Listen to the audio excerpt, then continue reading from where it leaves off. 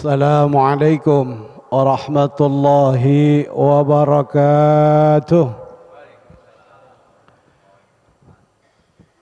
Alhamdulillahilladzi ja'ala syahra Ramadan syahran mubarakan awwaluhu rahmatun wa awsatuhu maghfiratun wa akhiruhu itqum minan nar. Asyhadu an la ilaha illallah wahdahu la syarika lah wa asyhadu anna sayyidana wa nabiyyana Muhammadan abduhu wa rasuluh. Allahumma salli wa sallim wa barik ala sayyidina Muhammad ibn Abdillah wa ala alihi wa ashabihi wa man tabi'ahu wa nasarahu wa walah. Wala hawla wala quwata illa billah. Amma ba'du. Faqad qala Allah Ta'ala fi kitabihil karim. A'udzu billahi minasy syaithanir rajim. Khudhil afwa wa'mur bil 'urfi wa a'rid 'anil jahilin. Shadaqallah wa shadaqa Rasulullah sallallahu alaihi wasallam. Yang kami muliakan Ketua DKM Masjid Raya Cinere beserta seluruh jajaran pengurus Masjid Raya Cinere, semoga selalu diberikan kesehatan oleh Allah Subhanahu wa taala, umur yang panjang dalam taat ibadah kepada Allah Subhanahu wa taala. Allah tambahkan kemanfaatan keberkahan dalam hidupnya, amin ya rabbal alamin. Hadirin hadirat, Bapak Ibu jamaah salat Isya dan salat tarawih yang dimuliakan oleh Allah Subhanahu wa taala. Puji syukur alhamdulillah kita panjatkan kehadirat Allah Subhanahu wa taala atas limpahan rahmat karunia serta nikmat-nikmatnya kepada kita semua. Tidak terasa alhamdulillah berkat nikmat dari Allah Subhanahu wa taala, kekuatan iman Islam yang Allah berikan kepada kita. Alhamdulillah, pada malam hari ini kita telah melaksanakan ibadah salat tarawih yang malam ke-29. Hari ini kita menjalankan ibadah puasa Ramadan hari ke-28. Mudah-mudahan Allah memberikan kekuatan iman Islam agar kita dapat menyelesaikan kewajiban kita kepada Allah dengan sebaik-baiknya sampai akhir bulan Ramadan, dan semoga kita mendapatkan balasan pahala yang berlipat ganda di sisi Allah Subhanahu wa taala. Amin amin ya rabbal alamin. Salawat teriring salam mari kita sanjungkan ke haribaan junjungan Nabi besar Muhammad sallallahu alaihi wasallam serta kepada para keluarganya, para sahabatnya dan para pengikutnya yang istiqamah mengamalkan ajaran-ajaran baginda Rasulullah sallallahu alaihi wasallam. Semoga kita termasuk di dalamnya yang kelak mendapatkan syafaatul uzma dari baginda Rasulullah pada yaumil qiyamah nanti. Amin ya rabbal alamin. Ma'asyiral muslimin wal muslimat, jamaah salat tarawih yang dimuliakan oleh Allah Subhanahu wa taala. Sebentar lagi insyaallah kita akan menghadapi Idul Fitri. Sejak awal Ramadan sampai pada saat ini kita bersungguh-sungguh menjalankan ibadah puasa Ramadan dengan sebaik-baiknya. Membaca Quran, zikir, berusaha meningkatkan ibadah kita, keimanan kita, ketakwaan kita di bulan suci Ramadan ini. Tidak hanya menahan lapar dan haus saja, kita berusaha menjaga seluruh anggota tubuh kita dari melakukan hal-hal yang dapat membatalkan pahala ibadah puasa Ramadan. Sampai saat ini kita berusaha dengan sekuat tenaga, yang tujuan kita semoga di akhir Ramadan kita mendapatkan titel Idul Fitri, kembali kepada kesucian kita. Kayaumi waladathu ummuh, seperti bayi yang baru dilahirkan oleh ibunya pada hari Idul Fitri benar-benar kita dalam keadaan suci. Allah ampuni seluruh dosa-dosa kita dan Allah maafkan seluruh kesalahan-kesalahan kita. Rasanya tidak sempurna kita menjalankan Idul Fitri kalau dalam hati kita masih menyimpan rasa marah, rasa benci, rasa dendam kepada keluarga kita, tetangga kita, karib kerabat kita, kepada kawan-kawan kita. Di mana dalam puasa Ramadan ini kita tidak hanya membersihkan badan kita dari dosa-dosa, tapi kita berusaha membersihkan hati kita dari kotoran-kotoran hati. Karena orang yang hatinya disinari oleh cahaya iman, orang yang hatinya dipenuhi oleh ketakwaan kepada Allah Subhanahu wa taala, tentu dia akan berusaha memaafkan kesalahan-kesalahan orang lain yang dilakukan kepada kita. Ma'asyiral muslimin wal muslimat rahimakumullah. Dalam hidup ini ada orang yang beriman, ada yang tidak beriman. Ada orang yang benar, ada orang yang tidak benar. Ada orang yang jujur, ada yang tidak jujur. Ada orang yang adil, ada orang yang zalim. Baik kita maupun orang lain, kita sadari bahwa seringkali mungkin lidah kita suka menyakiti hati orang lain. Perbuatan kita mungkin pernah menzolimi orang lain. Perbuatan kita mungkin pernah mengambil hak orang lain. Ketika kita melakukan kezoliman kepada orang lain, kita berharap orang lain mau memaafkan kesalahan-kesalahan kita. Karena kesalahan manusia itu ada dua. Yang pertama kesalahan kepada Allah Subhanahu wa taala, yang kedua kesalahan kepada manusia. Kalau kesalahan kita kepada Allah, kita bisa bertaubat kepada Allah Subhanahu wa taala dengan taubatan nasuha, dan kita yakin apabila kita melakukan taubatan nasuha, insyaallah dosa-dosa kita akan diampuni oleh Allah Subhanahu wa taala. Dan Allah tidak pernah menyampuri urusan antara manusia. Allah tidak akan mengampuni dosa-dosa yang berkaitan dengan manusia. Apabila manusia melakukan kezaliman kepada manusia yang lain, cara menghilangkan dosa-dosa kepada manusia yang lain adalah istihlal. Kita minta dihalalkan oleh orang yang pernah kita sakiti hatinya. Kita minta dihalalkan kepada orang yang pernah kita ambil haknya.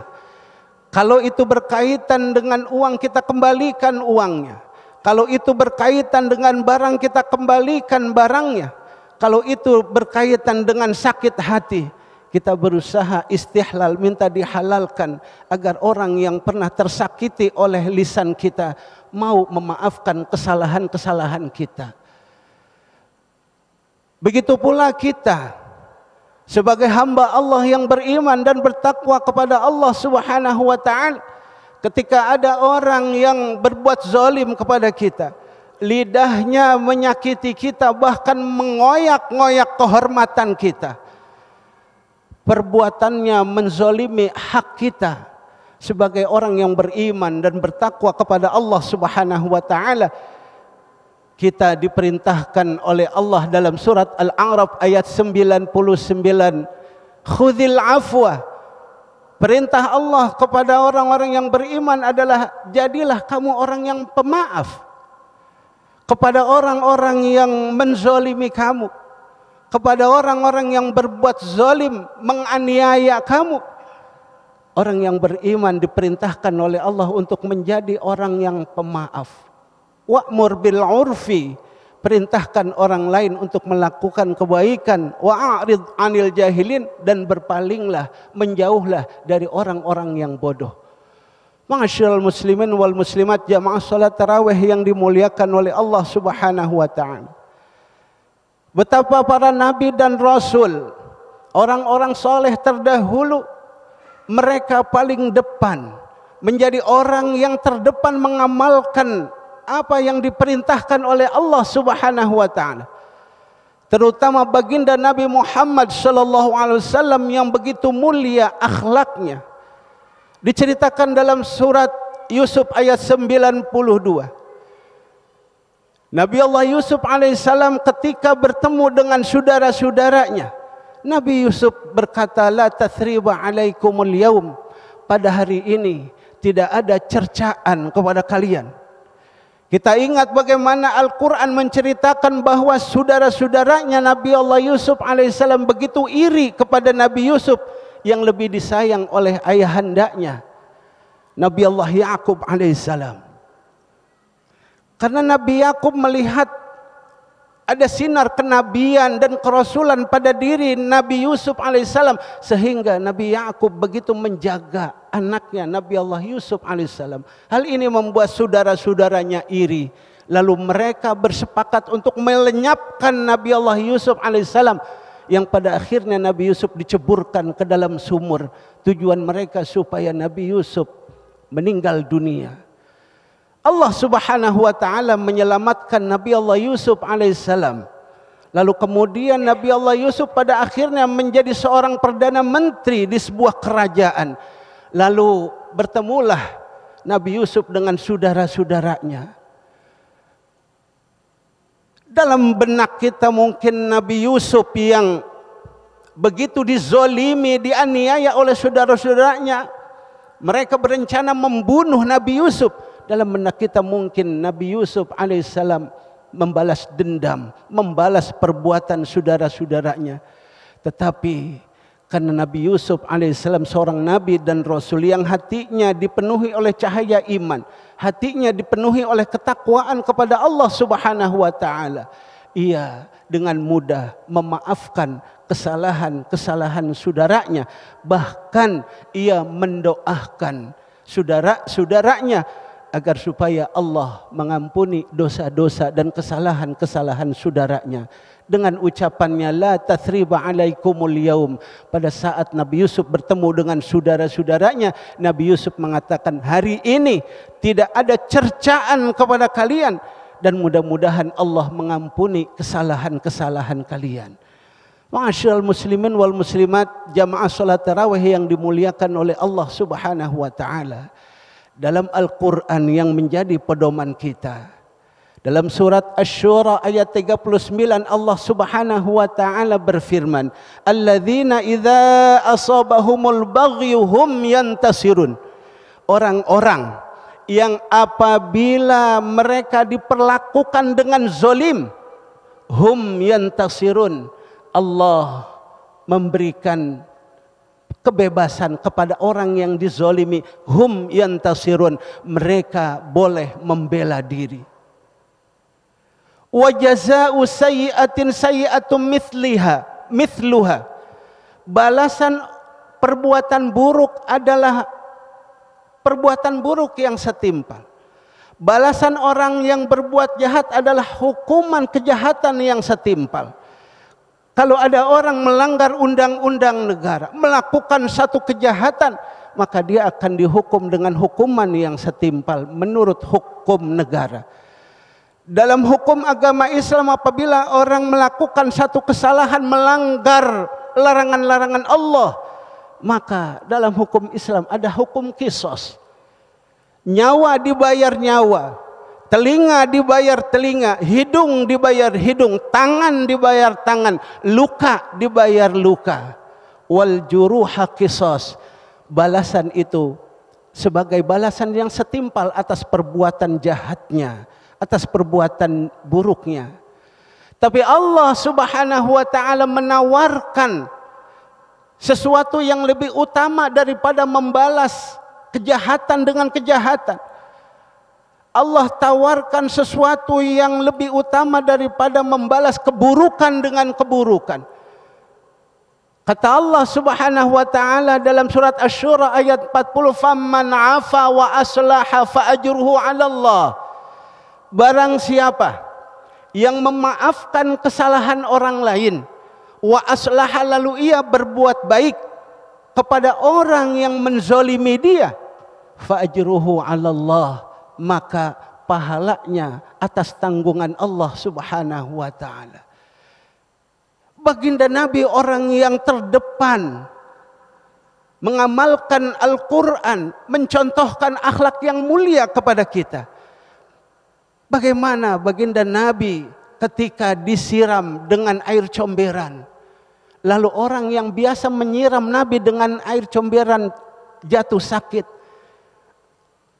baginda Nabi menjenguk dia dengan menghantarkan buah-buahan. Faman afa wa aslaha, barang siapa memaafkan lalu berbuat baik kepada orang yang menyakiti, menzolimi kita, fa ajruhu 'ala Allah, maka pahalanya atas tanggungan Allah. Itu dicontohkan oleh baginda Nabi Muhammad SAW ketika Nabi mau berangkat sholat subuh, disiram dengan air comberan. Kemudian orang yang biasa menyiram Nabi ini jatuh sakit, dijenguk oleh Nabi dan dibawakan sekantong buah kurma.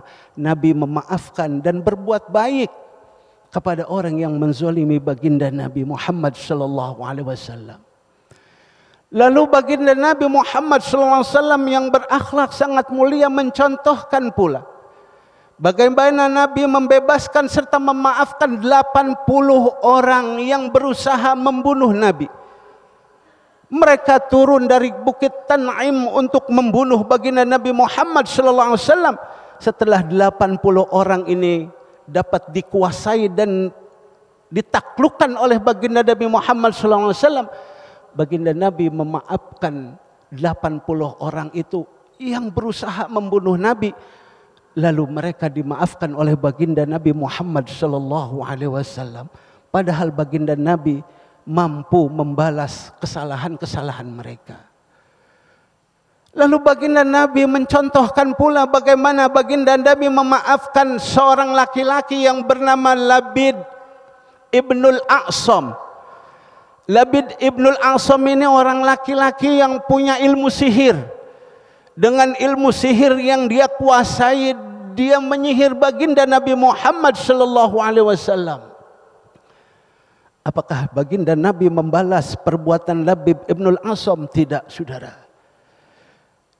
Baginda Nabi tidak menangkap Labid Ibnul A'sam. Baginda Nabi tidak pula mengecam Labid Ibnul A'sam. Bahkan baginda Nabi Muhammad SAW yang dengan akhlaknya yang mulia memaafkan kesalahan-kesalahan Labid Ibnul A'sam yang telah menyihir baginda Nabi Muhammad SAW. Lalu baginda Nabi Muhammad SAW mencontohkan pula bagaimana Nabi dengan akhlaknya yang mulia. Baginda Nabi Muhammad SAW memaafkan seorang laki-laki yang bernama Ghawrath Ibnul Harith, di mana pada saat baginda Nabi Muhammad SAW sedang tertidur setelah melakukan peperangan, Ghawrath Ibnul Harith masuk ke dalam tenda baginda Nabi Muhammad SAW yang sedang tertidur. Sementara pedang baginda Nabi Muhammad SAW tersandar di samping, di sisi baginda Nabi Muhammad SAW. Ghawrath Al-Harith Ibnul Harith mengambil pedang baginda Nabi, lalu mengeluarkan dari sarungnya, menghunuskan pedang telanjang itu kepada baginda Nabi Muhammad SAW. Ia bersiap membunuh baginda Nabi Muhammad SAW. Lalu baginda Nabi Muhammad terbangun dari tidurnya, lalu membentak Ghawrath Ibnul Harith sehingga terlepaslah pedang yang dipegang oleh Ghawrath Ibnul Harith, lalu terjatuh. Kemudian baginda Nabi mengambil pedang yang terjatuh itu. Setelah itu baginda Nabi Muhammad SAW memanggil seluruh sahabat-sahabat yang ada pada malam hari itu.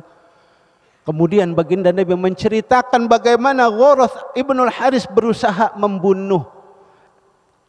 membunuh baginda Nabi Muhammad SAW. Dengan akhlaknya yang mulia, baginda Nabi memberitahukan kepada seluruh sahabat-sahabatnya bahwa ia telah memaafkan kesalahan Ghawrath ibnul Harith yang nyata-nyata akan membunuh baginda Nabi Muhammad sallallahu alaihi wasallam. Ma'asyiral muslimin wal muslimat, jamaah salat tarawih yang dimuliakan oleh Allah Subhanahu wa taala. Tidak hanya pada kisah-kisah itu baginda Nabi mencontohkan orang yang terdepan mengamalkan, menjalankan perintah Allah. Khudzil afwa, jadilah kamu orang yang pemaaf.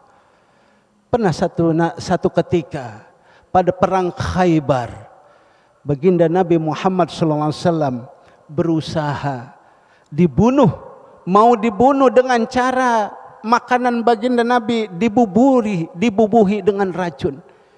Itu dilakukan oleh seorang perempuan Yahudi bernama Zainab. Zainab ini saudara perempuannya Mahrab, saudara kandungnya seorang perempuan yang bernama Mahrab, perempuan Yahudi. Pada saat perang Khaybar, ketika pada waktunya makan siang, perempuan yang bernama Zainab ini berusaha ingin membunuh Nabi dengan membubuhi kaki kambing yang akan disajikan oleh kepada baginda Nabi Muhammad SAW. Ada beberapa sahabat yang ikut memakan kaki kambing yang disajikan itu. Ketika baginda Nabi Muhammad akan memakan kaki kambing itu, dengan izin Allah, kaki kambing itu dapat berbicara, memberitahukan bahwa pada makanan ini ada racun yang bisa membunuh baginda Nabi Muhammad SAW. Karena baginda tahu bahwa yang menyajikan makanan itu adalah Zainab, perempuan Yahudi. Lalu dipanggillah perempuan itu menghadap Nabi Muhammad SAW. Ia diinterogasi oleh baginda Nabi. Zainab, perempuan Yahudi, mengakui perbuatannya, bahwa ia yang membubuhi racun pada makanan yang disajikan kepada baginda Nabi Muhammad SAW. Dengan akhlaknya yang mulia, hatinya dipenuhi dengan sinar keimanan dan ketakwaan kepada Allah. Baginda Nabi memaafkan kesalahan Zainab, seorang perempuan Yahudi yang ingin meracuni baginda Nabi Muhammad SAW. Karena ada seorang sahabat yang bernama Bishr ibnul Barro ikut memakan kaki kambing yang disajikan itu, lalu meninggallah, matilah Bishr ibnul Barro. Karena ada korban di antara sahabat, di mana hukum Islam, hukum qisas, nyawa dibayar nyawa, maka baginda Nabi Muhammad SAW memberlakukan hukum qisas, dan wanita Yahudi yang bernama Zainab itu dihukum qisas oleh baginda Nabi Muhammad SAW, dihukum dengan hukuman mati. Ma'asyiral muslimin wal muslimat, jamaah salat tarawih yang dimuliakan oleh Allah Subhanahu wa taala. Terkadang orang-orang yang berbuat zalim kepada kita bukan orang jauh. Terkadang ada orang-orang yang berbuat zalim kepada kita ada dalam keluarga kita. Mungkin istri kita, mungkin anak kita. Terkadang ada seorang istri yang mendorong suaminya supaya menjadi anak durhaka, melawan, membantah kepada orang tuanya. Mungkin ada seorang istri yang mendorong suaminya untuk putus silaturahim dengan saudara-saudara suaminya, dikarenakan ada satu hal sepele, kesalahpahaman yang terjadi. Mungkin ada seorang anak yang sulit diatur, sulit diajar, setiap hari membantah, melawan, bahkan menyusahkan orang tuanya. Dalam hal ini Allah Subhanahu wa taala berfirman dalam surat At-Taghabun. Allah Subhanahu wa taala memerintahkan kita supaya berhati-hati terhadap istri dan anak-anak kita. Kata Allah dalam surat At-Taghabun ayat 14, ya ayyuhalladzina amanu Innama azwajukum wa auladukum aduwwan lakum fahdharuhum. Wahai orang-orang yang beriman, sesungguhnya inna min azwajikum wa auladikum aduwwan lakum. Sesungguhnya di antara istri-istrimu dan anak-anakmu ada yang menjadi musuh bagimu.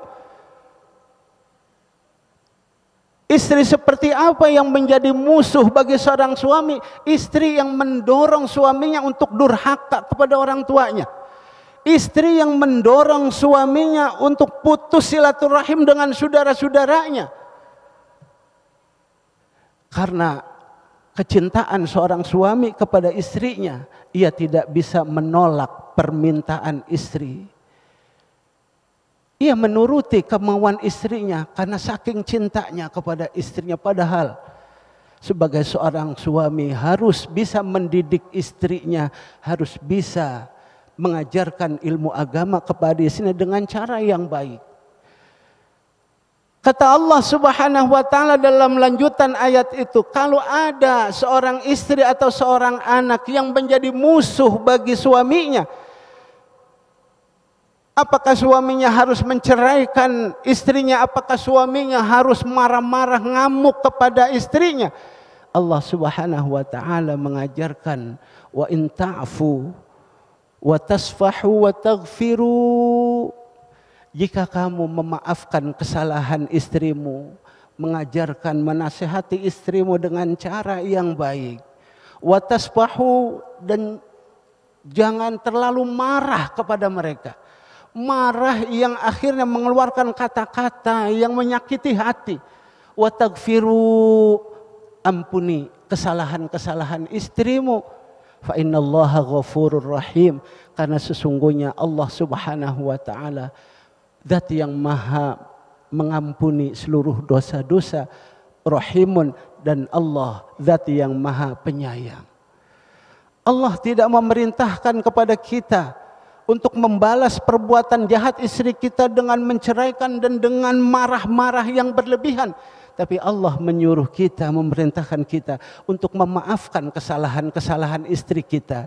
Ajarkan ia, nasihati ia dengan cara yang baik. Luruskan ia kalau ia menyimpang dari ajaran agama. Jangan musuhi istri-istri kita, jangan memusuhi anak-anak kita. Wa taghfiru, ampuni dosa-dosa mereka. Allah mengabarkan, innallaha ghafurur rahim. Allah saja zat yang maha menciptakan dan memberikan rizki. Allah maha mengampuni atas segala kesalahan-kesalahan hamba-hambanya. Itulah hadirin hadirat sekalian yang dimuliakan oleh Allah Subhanahu wa taala, bagaimana Al-Qur'an mengajarkan kita untuk menjadi orang yang pemaaf. Wala man sabara wa ghafara fa inna dzalika min azmil umur. Barang siapa orang yang bersabar menghadapi perbuatan menyakitkan dari orang lain, wa ghafara, dan ia memaafkan kesalahan orang lain, fa inna dzalika min azmil umur, itu adalah perbuatan yang utama di sisi Allah Subhanahu wa taala.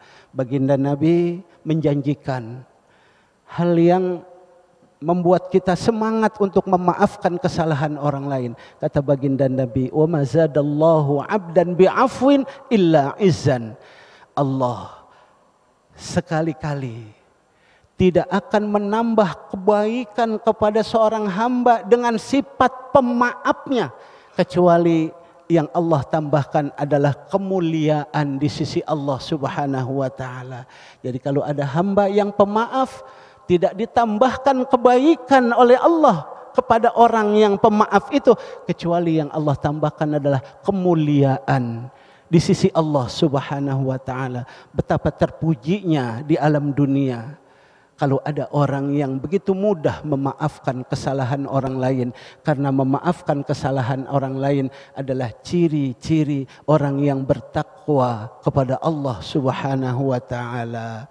Amin ya rabbal alamin. Mudah-mudahan Allah memberikan kekuatan iman Islam kepada kita agar kita dengan mudah memaafkan kesalahan-kesalahan orang lain yang dilakukan oleh orang lain kepada kita. Dan apabila kita melakukan kesalahan kepada orang lain, Allah berikan kekuatan kepada kita, kelapangan dada untuk berani mengakui kesalahan kita dan berani meminta maaf kepada orang yang kita zalimi. Semoga kita menjadi hamba-hamba Allah yang selamat dan bahagia di dunia dan di akhirat nanti, dan kita mendapatkan kesempurnaan di dalam menjalankan ibadah puasa Ramadan ini. Amin ya rabbal alamin. Itu saja yang dapat saya sampaikan. Terima kasih. Mohon maaf apabila ada kata-kata yang kurang berkenan. Wabillahi taufik wal hidayah. Assalamualaikum warahmatullahi wabarakatuh.